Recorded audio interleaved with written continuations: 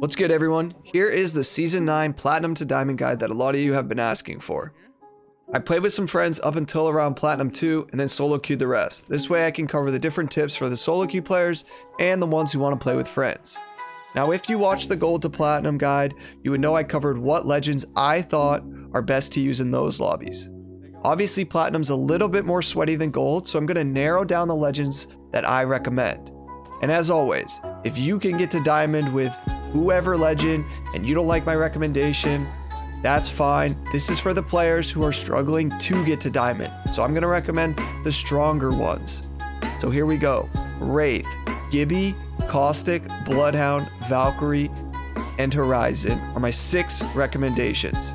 But I'm also going to throw in 3 alternatives with a caveat. Loba, Crypto, and Revenant.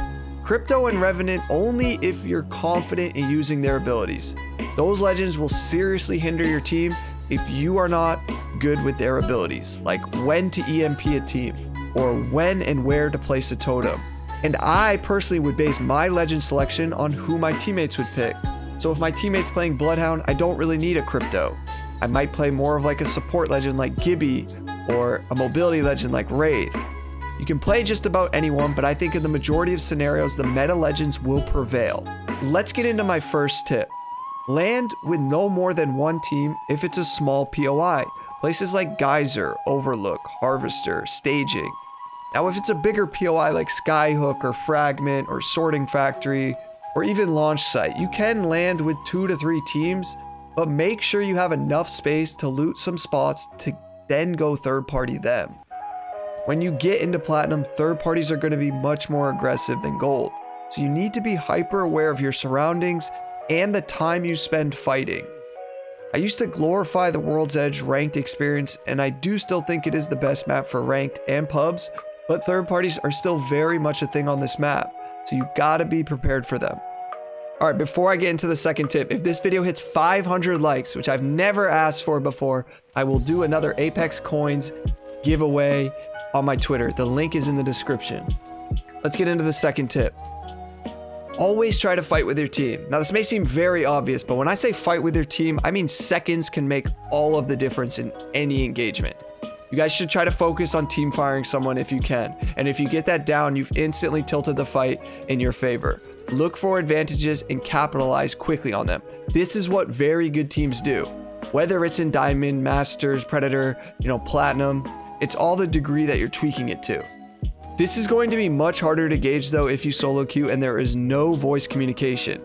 If you've watched my videos before, you know how much I talk about voice communication and how important it is in ranked. But if there is little to none going on, never assume your teammates are thinking what you're thinking. Do not get in the habit of starting to communicate once you've already been knocked. I see this all the time. It's probably one of the worst habits you can have. If you're going to communicate at all, do it before the engagement or during it, not after. Third tip, if you want to take a more passive route, like taking one fight and then playing for endgame, this is a fine strategy. I have found, however, that if you have to rotate very far, or on the contrary, if you occupy the best real estate in the circle too soon and you're unable to hold it, your game can get griefed.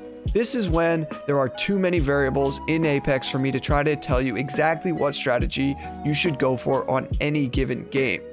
But this is going to bring me to my next tip. Let's talk about the meta of playing Edge of Zone.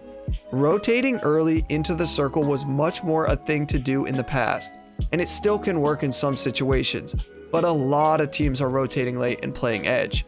Legends like Gibby, Octane, and Valkyrie allow for this playstyle. In fact, they basically encourage it. Now frankly, I hate it. I think people who rotate late in zone should be penalized of some way, and not easily rewarded.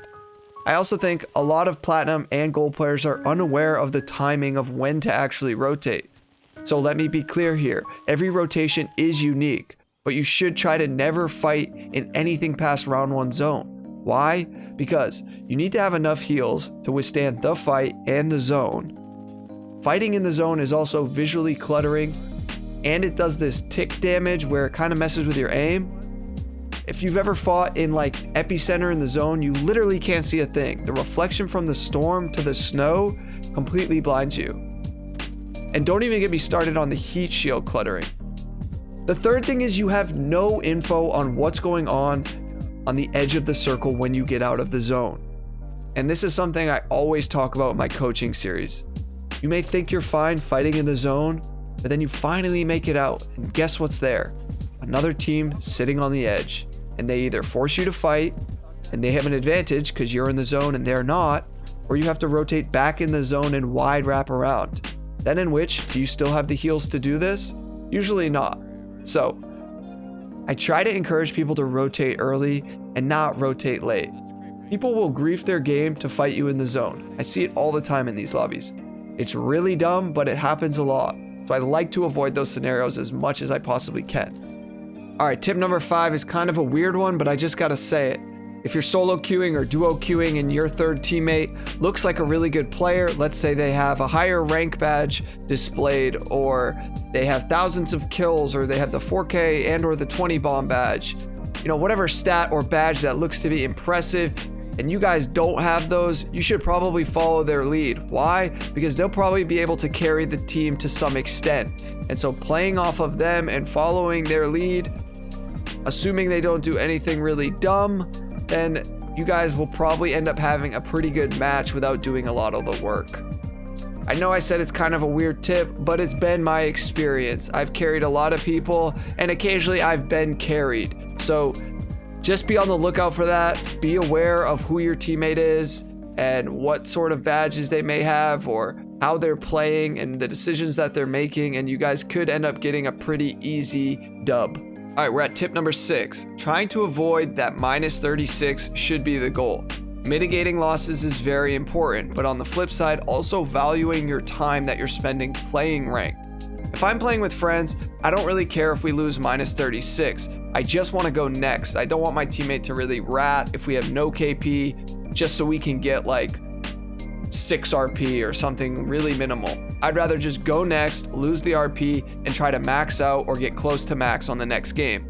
But that's because my confidence is high when I'm playing in these lobbies, and confidence is important, and I can acknowledge that if you don't have a similar confidence, then you may want to try to mitigate those losses in a different style. And also, if you're solo queuing, it's going to be a different beast. Remember how I said it's inconsistent in my last rank guide? Well, yeah, you basically have no idea what your randoms will do in the next game or how good they could be. So if you solo queue only, you may want to try to mitigate those losses more so than if you're playing with a team. But hey, you guys got this, and let me know down in the comments where you're at and if you will be reaching diamond this season. Oh, and before you go, the last tip. Make sure to subscribe to this channel. I guarantee you'll learn a ton about Apex, you'll be entertained, and you will up your game. I'll catch you on the next video. Peace. Just stay up here. I'm gonna drop on him. Stay right here.